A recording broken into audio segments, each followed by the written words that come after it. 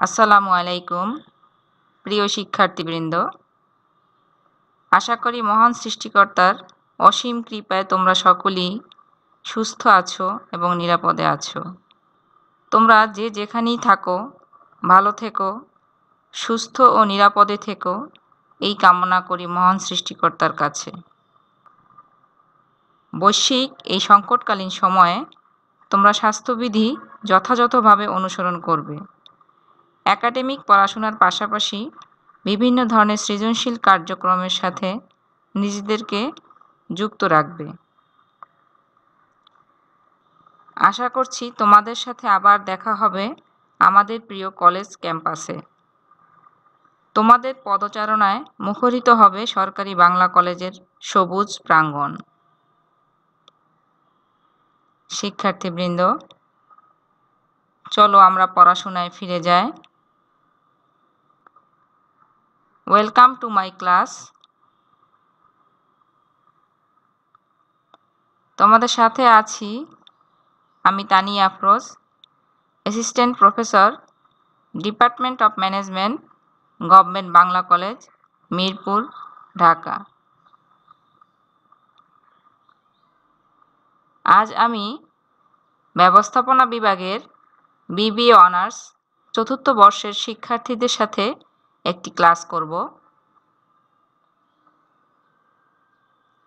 তোমাদের একটি কোর্স হচ্ছে ইনভেস্টমেন্ট ম্যানেজমেন্ট। এই কোর্সটির যে অধ্যায় নিয়ে আমি আলোচনা করব তা হল অবটেইনিং ইনভেস্টমেন্ট ইনফরমেশন, অর্থাৎ বিনিয়োগ তথ্য প্রাপ্তি। আজকের ক্লাসের আলোচ্য বিষয়সমূহ হল বিনিয়োগ তথ্য সংগ্রহ, বিনিয়োগ তথ্যের গুরুত্ব ও ব্যবহার, বিনিয়োগ তথ্যের উৎসসমূহ, আর্থিক বিবরণী বিশ্লেষণের পদ্ধতি বা হাতিয়ারসমূহ, একক বা সাধারণ বিনিয়োগকারী, আর্থিক বিশ্লেষণ ও আর্থিক বিবরণী বিশ্লেষণের উদ্দেশ্যাবলী, প্রাতিষ্ঠানিক বিনিয়োগকারী, ব্রোকারেজ ফার্ম ও ব্রোকারেজ ফার্মের বৈশিষ্ট্য, আর্থিক প্রকাশনা, বাজার সূচকসমূহ, অর্থনৈতিক পরামর্শ সেবাদানকারী ও বিনিয়োগ পরামর্শের সুবিধা, বিনিয়োগ পরামর্শকের দায়িত্ব এবং সর্বশেষ পর্যায়ে সমস্যা। শিক্ষার্থীবৃন্দ, এখন আমরা আলোচনা করব বিনিয়োগ তথ্য সংগ্রহ বা অবটেইনিং ইনভেস্টমেন্ট ইনফরমেশন বলতে কী বোঝায়। তথ্য মানুষের অধিকার। বর্তমান যুগ তথ্য প্রযুক্তির যুগ। ব্যক্তিক বিনিয়োগকারী, ব্যবসায় প্রতিষ্ঠান অথবা অব্যবসায়ী প্রতিষ্ঠান যাই হোক না কেন, সব ধরনের প্রতিষ্ঠানের ব্যবস্থাপনা এবং ব্যক্তির জন্য বিভিন্ন ধরনের তথ্যের প্রয়োজন হয়।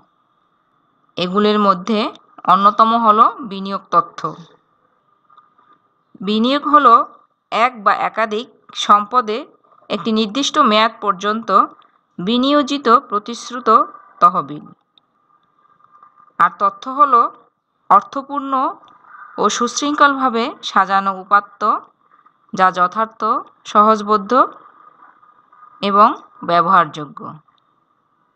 সঠিক ও লাভজনক প্রকল্পে বিনিয়োগ করে বিনিয়োগকৃত অর্থের নিরাপত্তা নিশ্চিত করে মুনাফা বা আয় অর্জন করাই হলো বিনিয়োগকারীদের প্রথম ও প্রধানতম উদ্দেশ্য। আর তাই সঠিক ও লাভজনক প্রকল্প যাচাই বা চিহ্নিতকরণের জন্য প্রয়োজন নির্ভরযোগ্য তথ্য। একজন বিনিয়োগকারী বিভিন্ন উৎস হতে তার প্রয়োজনীয় তথ্য সংগ্রহ করতে পারেন। বর্তমান বিশেষায়িত অর্থ ও বাজার ব্যবস্থার যুগে বিনিয়োগ তথ্য অত্যন্ত গুরুত্বপূর্ণ বিষয় হিসেবে বিবেচিত, আর এর পরিধি দিন দিন বৃদ্ধি পাচ্ছে। তাই আমরা বলতে পারি, বিনিয়োগকৃত তহবিলের সুষ্ঠু ব্যবহার প্রয়োগের দ্বারা ঝুঁকি মোকাবেলা করে আর্থিক কল্যাণ সাধনের জন্য বিনিয়োগ তথ্য সংগ্রহ করা অত্যন্ত তাৎপর্যপূর্ণ। শিক্ষার্থীবৃন্দ, আমরা এই স্লাইডে দেখতে পাচ্ছি বিনিয়োগ তথ্যের গুরুত্ব ও ব্যবহার বা importance and uses of investment information. যে কোনো বিনিয়োগকারীর জন্যই বিনিয়োগ সিদ্ধান্ত নেয়ার পূর্বে অত্যন্ত গুরুত্ব সহকারে তার বিনিয়োগকৃত অর্থের নিরাপত্তা যাচাই করে নেওয়া অত্যন্ত জরুরি, আর এর জন্য তাকে বিনিয়োগ তথ্যের সহায়তা গ্রহণ করতে হয়। বিভিন্ন প্রেক্ষাপটে বিনিয়োগ তথ্যের গুরুত্ব ও ব্যবহার আলোচনা করা হচ্ছে। 1 নম্বরে লাভজনকতা নিরূপণ বা মেজারিং প্রফিটেবিলিটি। যে কোনো বিনিয়োগকারী তার অর্থ বিনিয়োগের মাধ্যমে কিছু অর্জন করতে চায়। কোনো আয় বা লাভ অর্জনের সম্ভাবনা না থাকলে কেউই তার অর্থ বিনিয়োগ করবে না। 2 নম্বরে বিনিয়োগকৃত অর্থের নিরাপত্তা বা সেফগার্ডিং ইনভেস্টেড মানি। প্রত্যেক বিনিয়োগকারী চায় বিনিয়োগকৃত অর্থ থেকে যে আয় অর্জন করবে এবং তার বিনিয়োগকৃত আসল অর্থ নিরাপদে থাকবে। বিনিয়োগ লাভজনক হওয়ার পাশাপাশি যদি বিনিয়োগকৃত অর্থের নিরাপত্তা নিশ্চিত করা না যায়, তাহলে কোনো বিনিয়োগকারী বিনিয়োগে উৎসাহিত হবে না। 3 নম্বরে হচ্ছে বিনিয়োগের ধরন নিরূপণ বা সিলেক্টিং টাইপস অফ ইনভেস্টমেন্ট। কোনো কোম্পানির শেয়ারে বিনিয়োগ লাভজনক নাকি উক্ত কোম্পানির ঋণপত্রে বিনিয়োগ লাভজনক তা যাচাই করার জন্য, অর্থাৎ বিনিয়োগের ধরন কী হবে তা নির্ণয় করার জন্য বিনিয়োগ সম্পর্কিত তথ্য জানা খুব জরুরি। 4 নম্বরে হচ্ছে সঠিক বিনিয়োগ পোর্টফোলিও নির্ণয় বা ডিটারমাইনিং দ্য ইনভেস্টমেন্ট পোর্টফোলিও।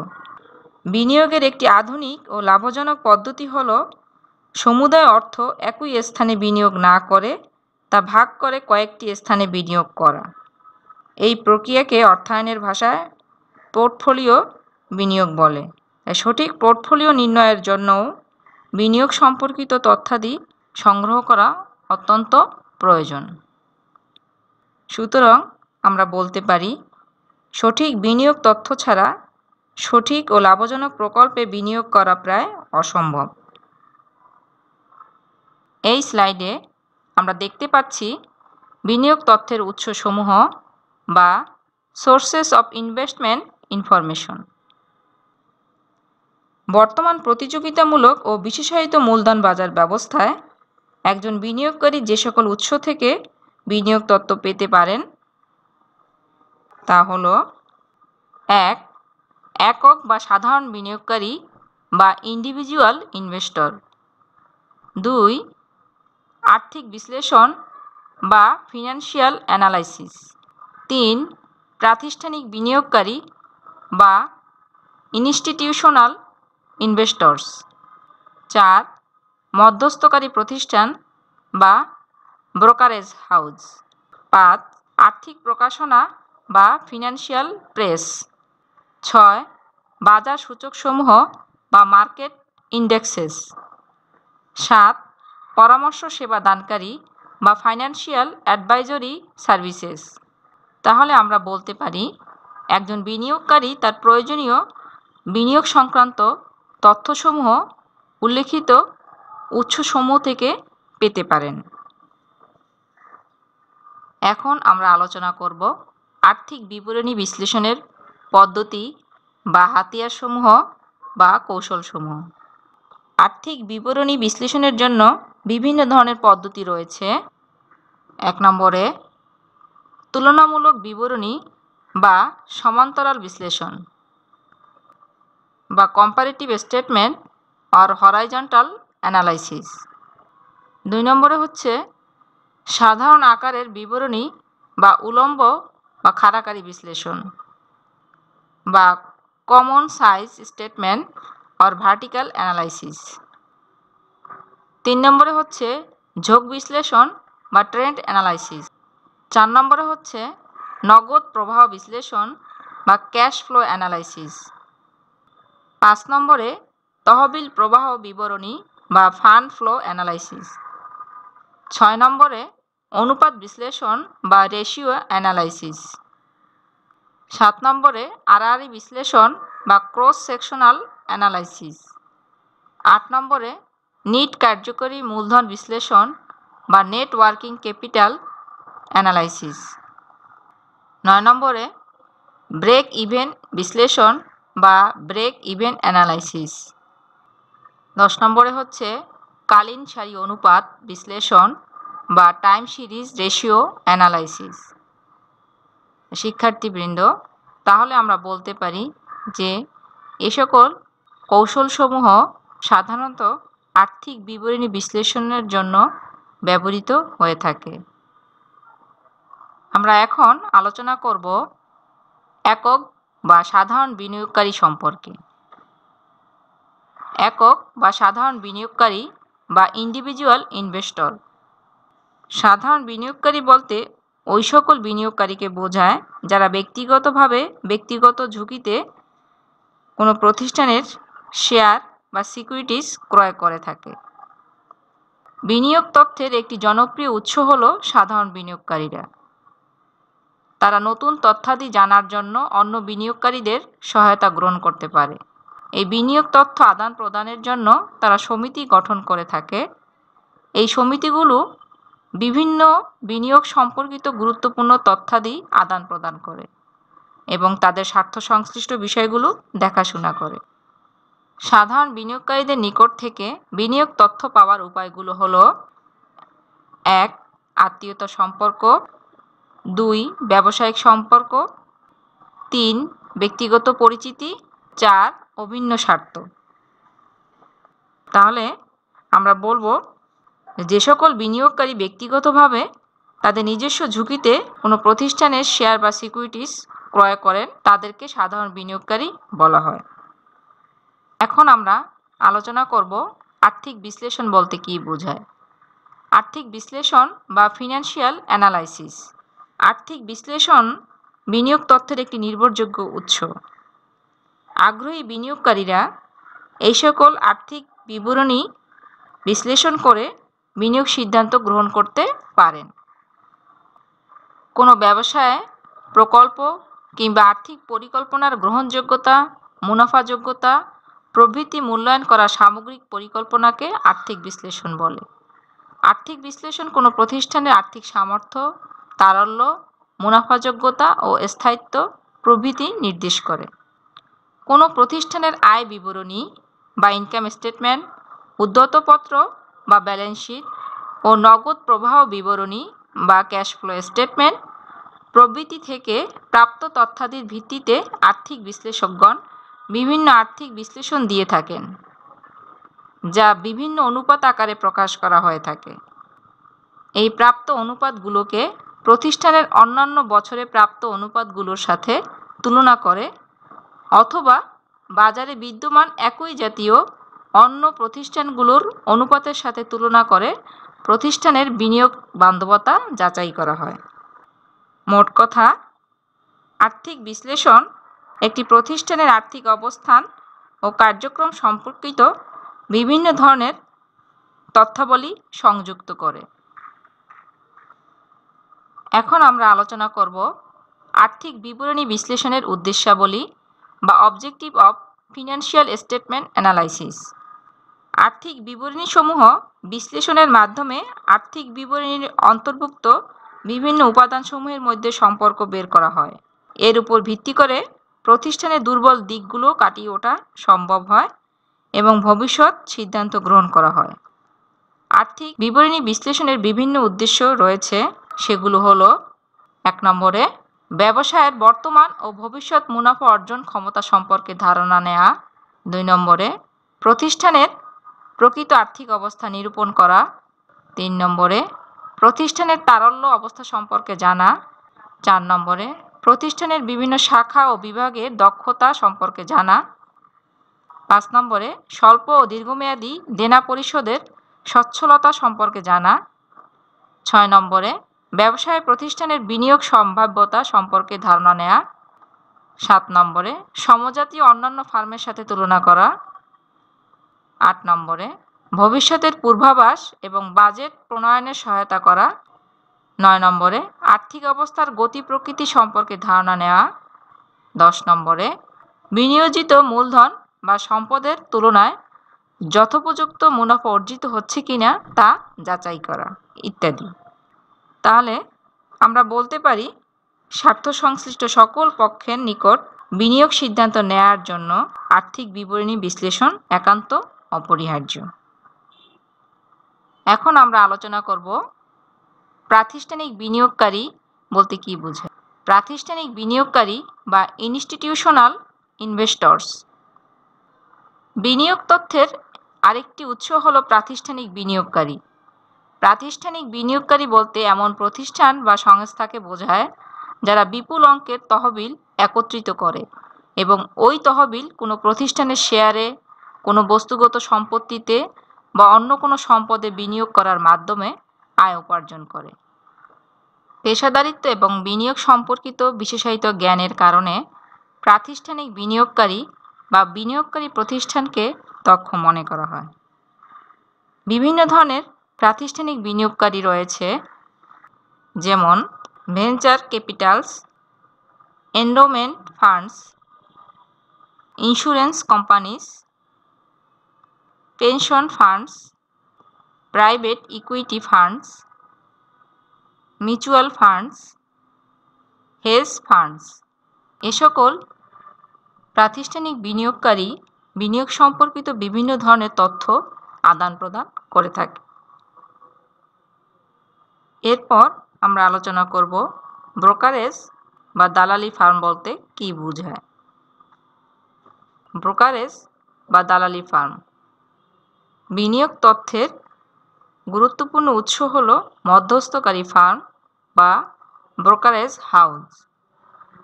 কোনো প্রতিষ্ঠান বা ফার্ম যার মূল উদ্দেশ্যই হল শেয়ার বা ঋণপত্রের ক্রেতা ও বিক্রেতার মধ্যে যোগসূত্র স্থাপন করে লেনদেনে সহায়তা করা, তাকে মধ্যস্থকারী ফার্ম বলে। যে কেউ ইচ্ছে করলেই নিজে নিজে শেয়ার বাজার লেনদেনে অংশগ্রহণ করতে পারে না। বিধি মোতাবেক সমস্ত লেনদেন ব্রোকার বা ব্রোকারেজ ফার্মের মাধ্যমে সম্পন্ন হতে হয়। শেয়ার বাজারে বিনিয়োগের জন্য একজন বিনিয়োগকারীকে প্রথমেই তার নির্বাচিত কোনো ব্রোকারেজ ফার্মের মাধ্যমে beneficiary owners account or BO account খুলতে হয়। বিনিয়োগকারী কর্তৃক সিকিউরিটি ক্রয় কিংবা বিক্রয় উভয় ক্ষেত্রেই ব্রোকারেজ ফার্ম কমিশন পেয়ে থাকে। বিনিয়োগকারীর পক্ষে ক্রয় বিক্রয় ছাড়াও ব্রোকারেজ ফার্মগুলো তাদের গ্রাহকদের প্রয়োজনীয় পরামর্শ দিয়ে থাকে। আজকাল সিকিউরিটি ক্রয় বিক্রয়ের জন্য সশরীরে ব্রোকারেজ হাউসে উপস্থিত হওয়া মোটেই জরুরি নয়। ফোন কিংবা কম্পিউটারের সাহায্যে কেবল বাজার পর্যবেক্ষণই নয়, ক্রয় বিক্রয়ের অর্ডারও দেয়া চলে।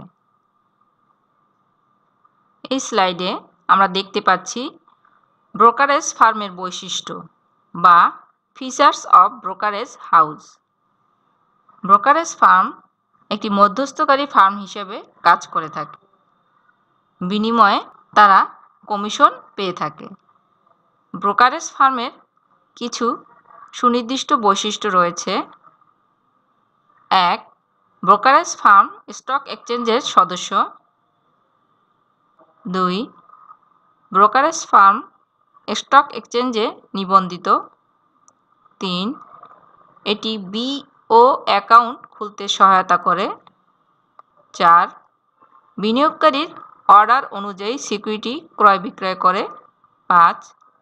মার্জিন অ্যাকাউন্টধারীদের জন্য ঋণের ব্যবস্থা করে। 6. কমিশন ভিত্তিক ক্রয় বিক্রয় করে। 7. বিনিয়োগকারীদেরকে বাজার সংক্রান্ত প্রয়োজনীয় তথ্য সরবরাহ ও পরামর্শ দান করে। 8. বিনিয়োগকারীর পোর্টফোলিও বিবরণী সংরক্ষণ করে। এ সকল বৈশিষ্ট্যসমূহ একটি ব্রোকারেজ ফার্মের ক্ষেত্রে পরিলক্ষিত হয়ে থাকে। এই স্লাইডে আমরা দেখতে পাচ্ছি আর্থিক প্রকাশনা কি এবং আর্থিক প্রকাশনা থেকে কিভাবে বিনিয়োগ তথ্য সংগ্রহ করা হয়। আর্থিক প্রকাশনা বা ফিনান্সিয়াল প্রেস বিনিয়োগ তথ্যের আরেকটি সহজলভ্য উৎস হল আর্থিক প্রকাশনা। আর্থিক প্রকাশনা হলো এমন একটি মাধ্যম যা দেশের অর্থনৈতিক ও আর্থিক বিষয়াদির গতি প্রকৃতি গভীরভাবে পর্যবেক্ষণ করে, এ সকল বিষয়াদির তথ্যাবলী সংগ্রহ ও সংরক্ষণ করে, এদের সম্পর্কে বিশেষজ্ঞ মতামত প্রদান করে এবং তা প্রকাশনা আকারে প্রকাশ করে।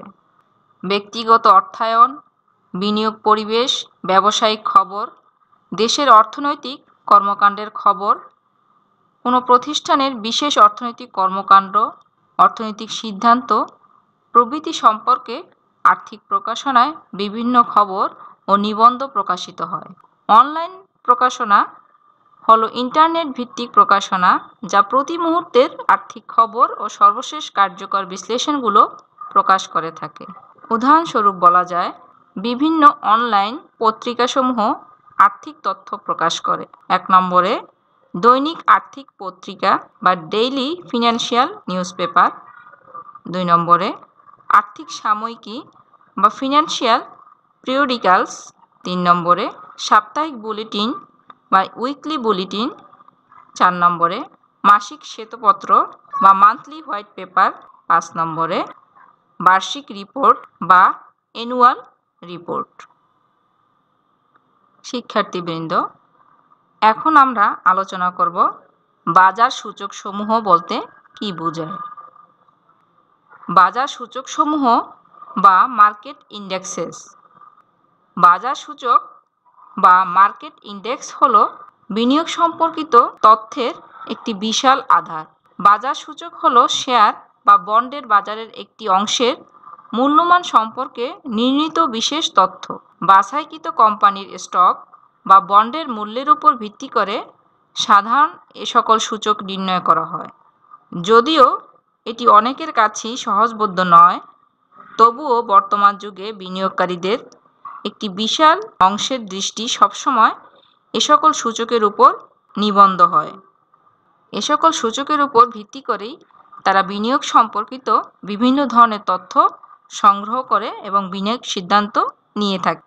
আন্তর্জাতিক বাজার সূচক বা গ্লোবাল ইন্ডেক্স হলো প্রধান ও বড় বহুজাতিক কোম্পানিগুলোর স্টকের নির্ণীত সূচক, যেমন MSCI ওয়ার্ল্ড কিংবা S&P গ্লোবাল 100 প্রভৃতি।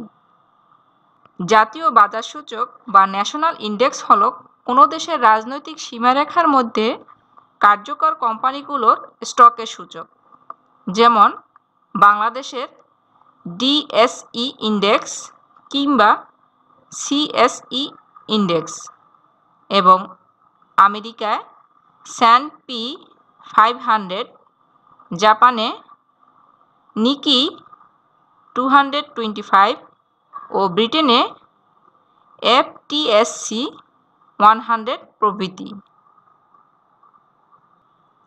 সাধারণত শেয়ারের ক্রেতা বা শেয়ার বাজারে বিনিয়োগকারীরা বাজার সূচক পর্যবেক্ষণ করে শেয়ার কেনাবেচা করে থাকে। সূচক কমে গেলে ক্রেতারা নতুন শেয়ার কম মূল্যে ক্রয় করে এবং সূচক বেড়ে গেলে তা কোন নির্দিষ্ট সময় বিক্রি করে দিবে তা নির্ণয় করে। তাই বাজার সূচক হলো বহুল ব্যবহৃত ও আলোচিত বিনিয়োগ তথ্যের একটি মাধ্যম। শিক্ষার্থীবৃন্দ, আমরা এই স্লাইডে দেখতে পাচ্ছি অর্থনৈতিক পরামর্শ সেবা দানকারী।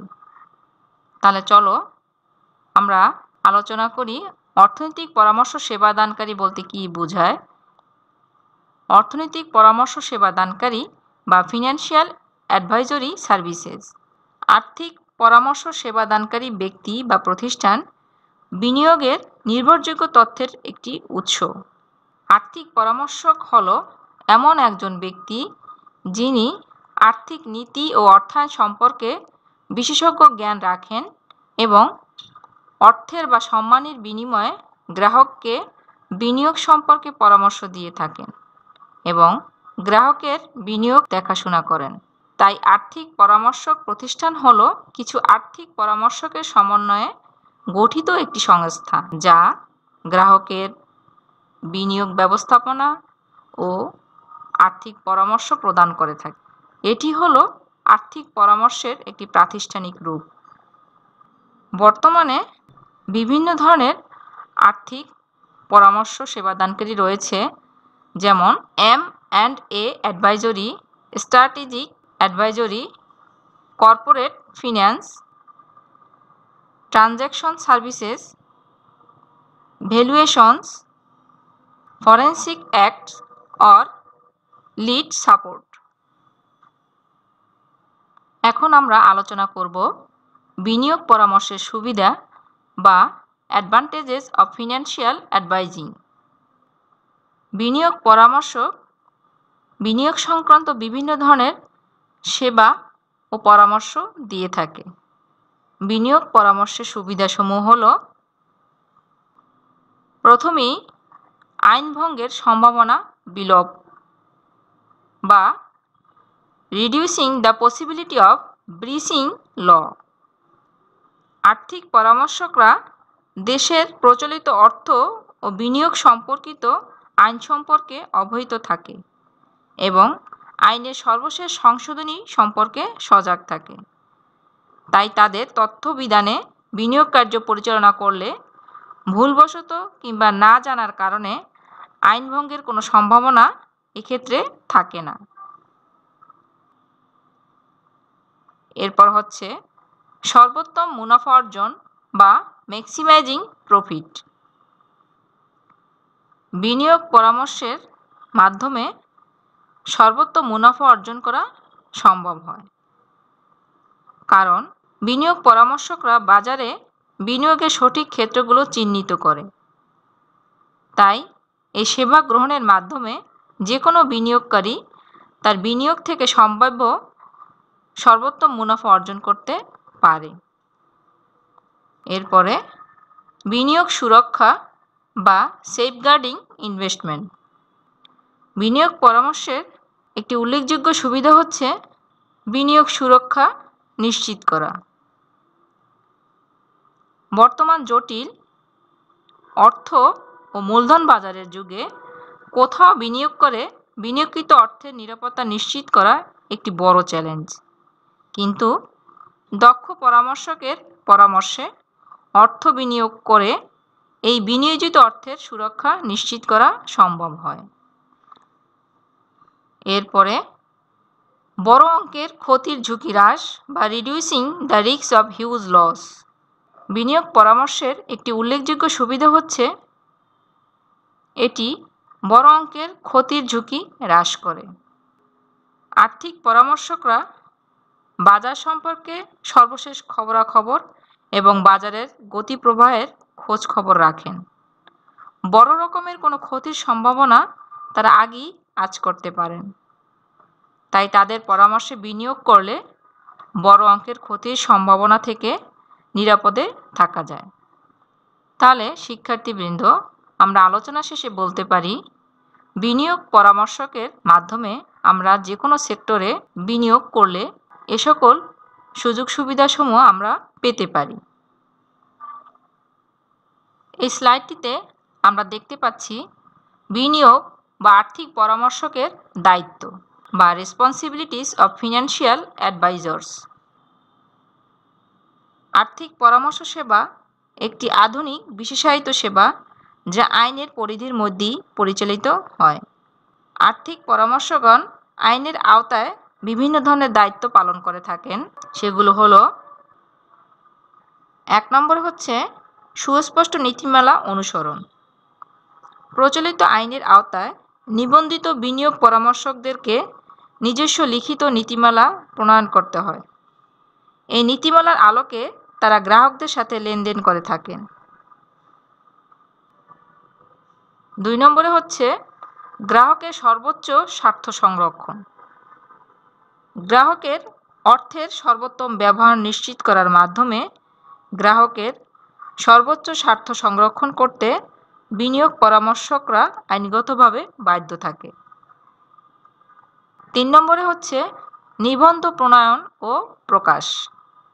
প্রত্যেক নিবন্ধিত পরামর্শককে নিয়মিতভাবে তার কার্যাবলীর সারসংক্ষেপ নিবন্ধ আকারে প্রকাশ করতে হয় এবং তা নির্ধারিত নীতি নির্ধারণী সংস্থা বা সিকিউরিটি অ্যান্ড এক্সচেঞ্জ কমিশনকে প্রদান করতে হয়। 4 নম্বরে হচ্ছে সুস্পষ্ট নীতিশাস্ত্রের অনুসরণ। লিখিত সুস্পষ্ট নীতিমালা ছাড়াও প্রত্যেক পরামর্শককে নীতিশাস্ত্রের বিভিন্ন ধারাসমূহ অনুসরণ করতে হয়। শিক্ষার্থীবৃন্দ, এতক্ষণ আলোচনা শেষে আমরা বলতে পারি বিনিয়োগকারীদের সুষ্ঠু ও সঠিক বিনিয়োগ সিদ্ধান্তের জন্য সঠিক ও নির্ভরযোগ্য বিনিয়োগ তথ্য প্রয়োজন। এ সকল তথ্যের জন্য প্রচলিত বাজারে নানা ধরনের উৎস রয়েছে। বিনিয়োগকারী এবং ব্যবসায়ীরা তাদের ব্যবসায়ের বা বিনিয়োগের ধরনে ও তাদের প্রয়োজনীয়তা অনুসরণ করে এ সকল উৎস নির্বাচন করে এবং ব্যবহার করে থাকেন। শিক্ষার্থীবৃন্দ, তোমরা এই স্লাইডে একটি প্রবলেম দেখতে পাচ্ছ। প্রবলেমটি হচ্ছে the balance sheet of Moon limited is as follows, অর্থাৎ মুন লিমিটেডের উদ্ধৃতপত্র এখানে দেয়া আছে। প্রথম কলামে লায়াবিলিটিসগুলো হলো common stock, preferred stock, reserve, 10% bond, bank overdraft, accounts payable, notes payable, এবং এর টোটাল টাকা হচ্ছে 4,20,000 টাকা, অর্থাৎ 4,20,000 টাকা। মুন লিমিটেডের অ্যাসেটস বা সম্পদসমূহ হল equipment, building, inventory, accounts receivable, notes receivable, cash. Total assets হচ্ছে 4,20,000 টাকা, অর্থাৎ 4,20,000 টাকা। উদ্ধৃতপত্র ছাড়াও আরও কিছু ইনফরমেশন রয়েছে, সেগুলো হচ্ছে 1 নম্বরে সেলস টাকা 4 লাখ অন অ্যাকাউন্ট, 2 নম্বরে গ্রোস প্রফিট টাকা 80,000, 3 নম্বরে নেট প্রফিট টাকা 24,500। এ সকল ইনফরমেশনের আলোকে আমাদেরকে যা করতে হবে সেগুলি হচ্ছে এ current ratio, B quick ratio, C proprietary ratio, D ডেপ্ট equity ratio, E capital gearing ratio. তাহলে আমাদেরকে এই অনুপাতগুলি বিশ্লেষণের মাধ্যমে মুন লিমিটেড এর আর্থিক অবস্থা পরিমাপ করতে হবে। তাহলে চলো আমরা দেখি কিভাবে এগুলো বের করব। প্রথমেই হচ্ছে এ কারেন্ট রেশিও। কারেন্ট রেশিও বের করার সূত্র হচ্ছে current asset divided by current liabilities. আমরা সমস্যাটিতে দেখেছিলাম মুন লিমিটেডের বিভিন্ন ধরনের অ্যাসেটস রয়েছে। এর ভিতরে কারেন্ট অ্যাসেটগুলি হচ্ছে inventory 1 lakh, accounts receivable 60,000, notes receivable 10,000, cash 5,000, total current assets টাকা 1,75,000। এরপরে আমরা ক্যালকুলেট করব কারেন্ট লায়াবিলিটিস। তাহলে মুন লিমিটেডের কারেন্ট লায়াবিলিটিসগুলো হলো bank overdraft 80,000, accounts payable 70,000, notes payable 25,000।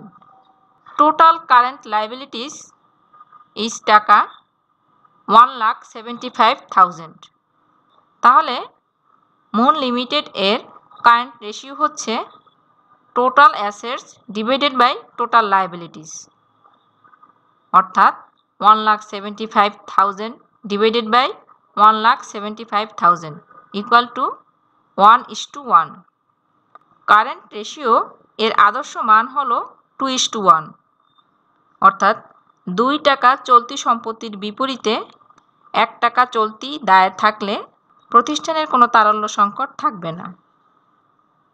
কিন্তু এই প্রতিষ্ঠানের চলতি সম্পত্তি চলতি দায়ের তুলনায় কম, অর্থাৎ এর কারেন্ট রেশিও হচ্ছে 1:1। তাই আমরা বলতে পারি এই প্রতিষ্ঠানের তারল্য সংকট রয়েছে। তারপরে আমাদের বি নম্বর রিকোয়ারমেন্টে ছিল কুইক রেশিও বের করতে হবে।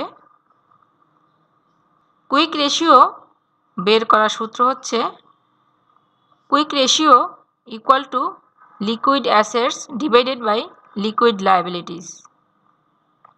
লিকুইড অ্যাসেটস বের করতে হলে আমাদেরকে কারেন্ট অ্যাসেটস থেকে ইনভেন্টরি বাদ দিতে হবে এবং লিকুইড লায়াবিলিটিস বের করতে হলে কারেন্ট লায়াবিলিটিস থেকে ব্যাংক ওভারড্রাফট বাদ দিতে হবে। আমরা এই রিকোয়ারমেন্টে দেখেছি কোম্পানির কারেন্ট অ্যাসেটস ছিল 1,75,000। এখান থেকে ইনভেন্টরি 1 লাখ বাদ দিলে হয় লিকুইড অ্যাসেটস 75,000 এবং কারেন্ট লায়াবিলিটিস 1,75,000 থেকে ব্যাংক ওভারড্রাফট 80,000 বাদ দিলে হয় 90,000 কারেন্ট লায়াবিলিটিস। তাহলে liquid assets 75,000 divided by liquid liabilities 90,000 equal to 0.789:1। Quick ratio বা তড়িৎ অনুপাতের আদর্শ মান হচ্ছে 1:1। মূল লিমিটেডের কুইক রেশিও হচ্ছে 0.789:1, যা সন্তোষজনক নয়।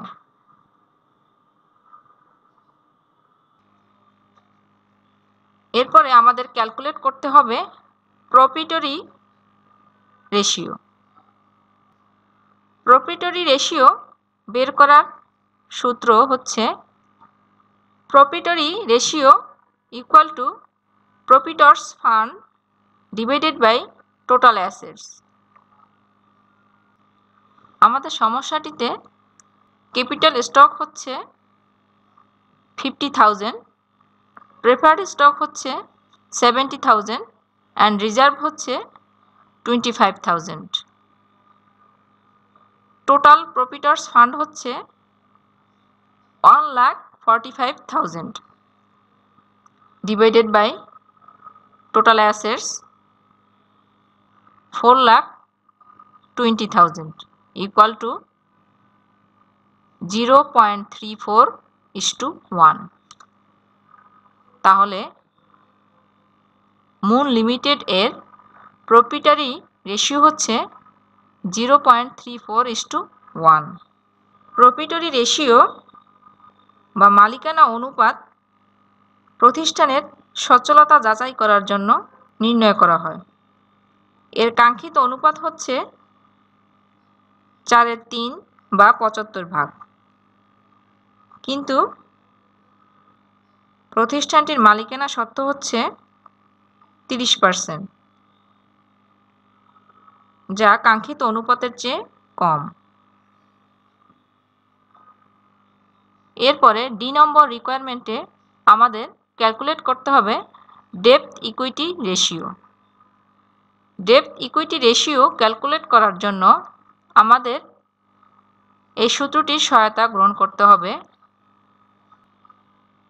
সূত্রটি হচ্ছে ডেপ্ট equity ratio equal two long term ডেপ্ট divided by share holders fund. আমাদের সমস্যাটিতে 10% বন্ড হিসেবে দেয়া আছে 1 লাখ টাকা, আর শেয়ার হোল্ডার্স ফান্ড বের করার জন্য ক্যাপিটাল স্টক প্লাস রিজার্ভ এই দুটো আইটেম যোগ করতে হবে। ক্যাপিটাল স্টক হিসেবে দেয়া আছে 50,000 এবং রিজার্ভ হিসেবে আছে 25,000, তাহলে হলো total 75,000। 1 lakh divided by 75,000 equal to 1.33:1। তাহলে মুন লিমিটেড এর ডেট ইকুইটি রেশিও হচ্ছে 1.33:1। প্রতিষ্ঠানের দীর্ঘমেয়াদী ঋণ গ্রহণের ক্ষমতা ও আর্থিক ব্যবস্থাপনার দক্ষতা পরিমাপের জন্য এই অনুপাত নির্ণয় করা হয়। এর আদর্শ মান হচ্ছে 1:3।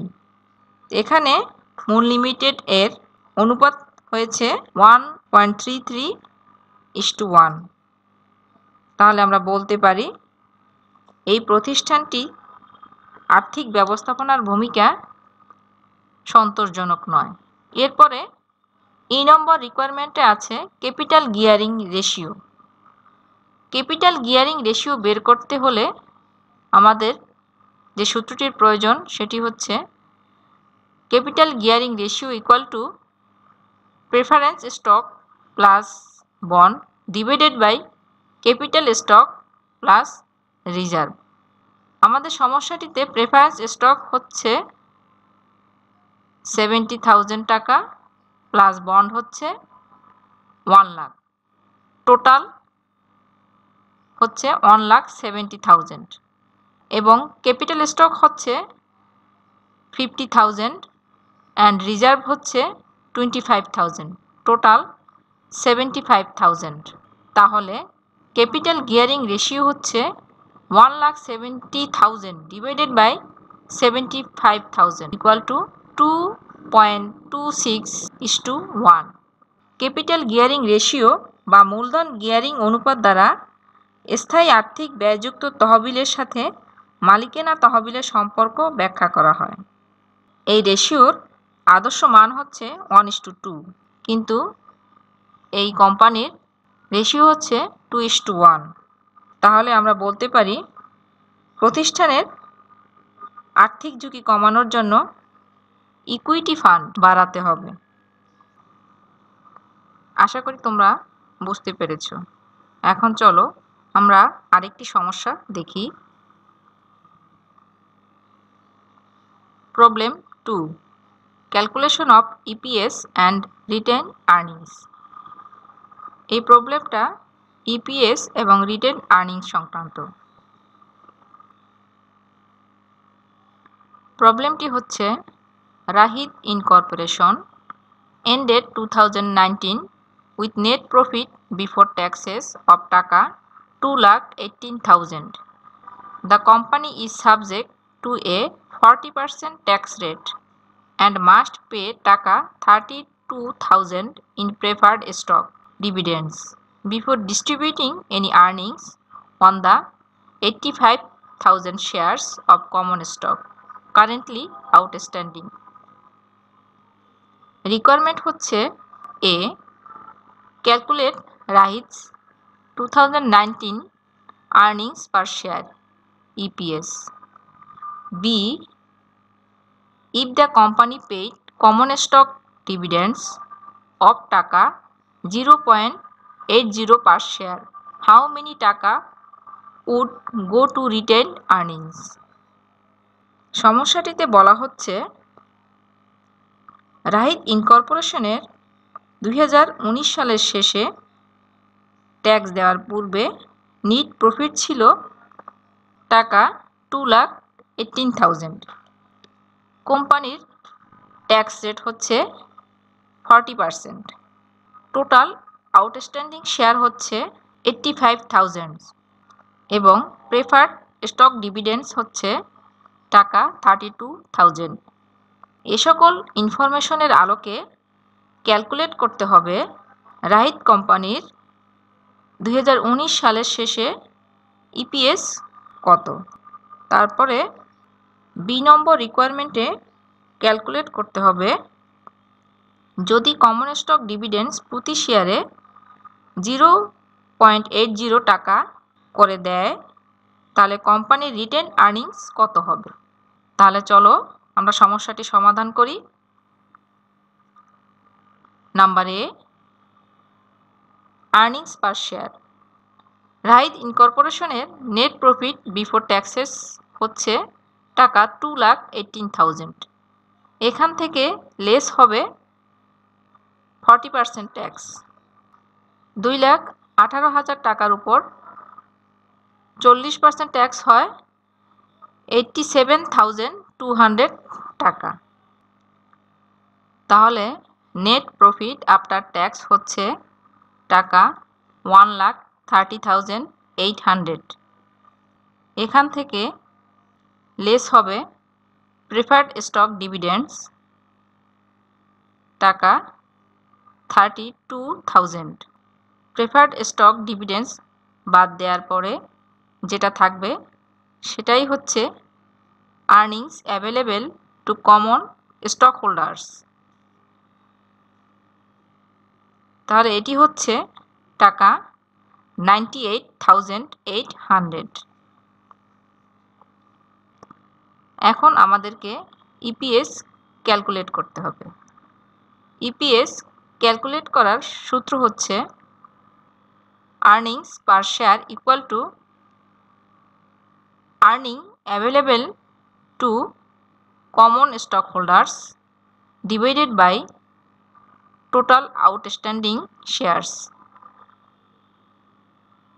তাহলে 98,800 টাকা ডিভাইডেড বাই 85,000 ইকুয়াল টু টাকা 1.162। অর্থাৎ রাহিতস ইনকর্পোরেশন এর ইপিএস হচ্ছে টাকা 1.162।